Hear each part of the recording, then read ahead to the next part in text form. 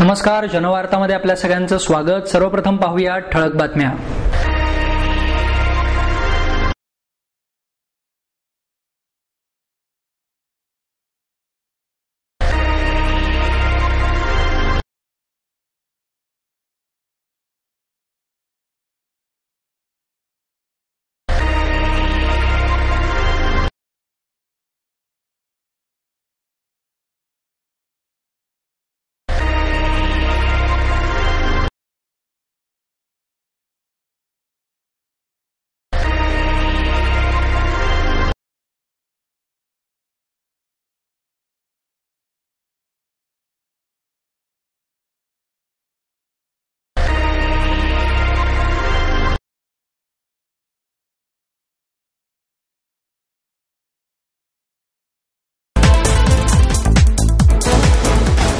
यावर्षीचा अर्थसंकल्प 2011 केंद्रीय अर्थमंत्री प्रणव मुखर्जी यांनी संसदेत सादर केला।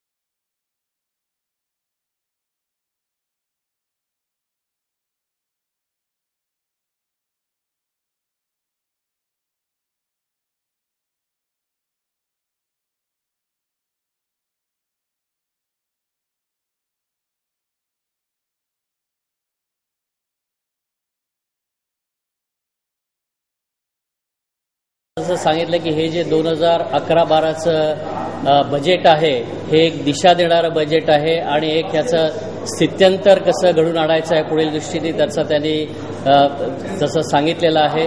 आणि त्या दृष्टीने पाहता तर या बजेटमधून काही चांगल्या गोष्टी बाहेर आलेल्या आहेत। एक म्हणजे याची जी आपले ॲग्रिकल्चर आणि इन्फ्रास्ट्रक्चर याच्यावर जो भर देण्यात आलेला आहे, त्यामुळे जी आपण इन्क्लुझिव्ह ग्रोथबद्दल बोलत आहोत ती करण्यात मदत होईल। याचप्रमाणे त्यांनी काही नवीन संस्थांची स्थापनेबद्दल सांगितलं की जसं काही पब्लिक डेट संबंधी त्यांनी पब्लिक डेट एजन्सी बिल लवकर आणण्याचं घोषित केलेलं आहे। या पब्लिक डेट मॅनेजमेंट एजन्सीमुळे राज्य सरकार आणि केंद्र सरकार यांना आपल्याकडे असलेले एकंदर कर्ज जे आहे त्याचं चांगल्या प्रकारे नियोजन करता येईल। नमस्कार, मी दीपक शिकारपूर, मराठा चेंबर ऑफ कॉमर्सच्या माहिती तंत्रज्ञान समितीचा प्रमुख। आजचं अंदाजपत्रक हे संगणक उद्योगाच्या दृष्टीने फारसं आशादायक नाही।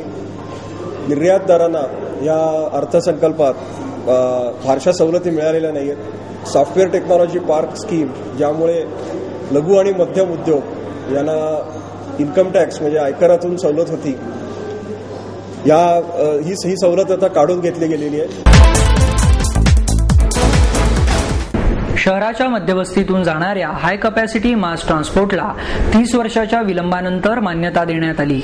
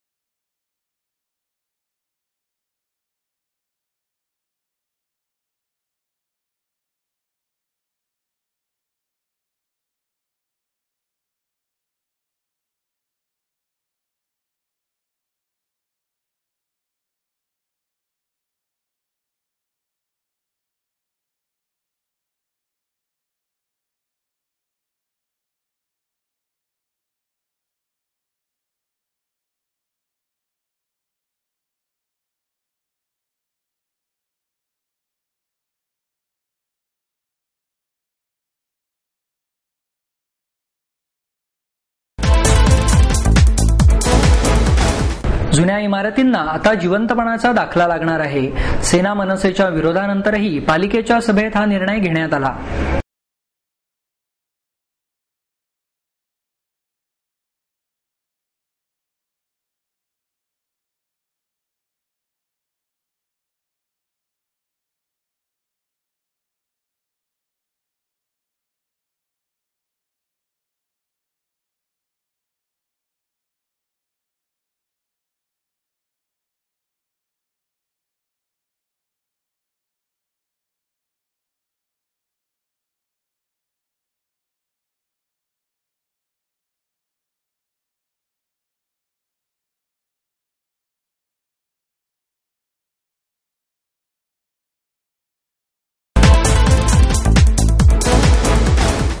वा शिरवाडकर लिखित नटसम्राट या नाटकाचे सलग 5 प्रयोग बालगंधर्व रंगमंदिरात सादर करण्यात आले.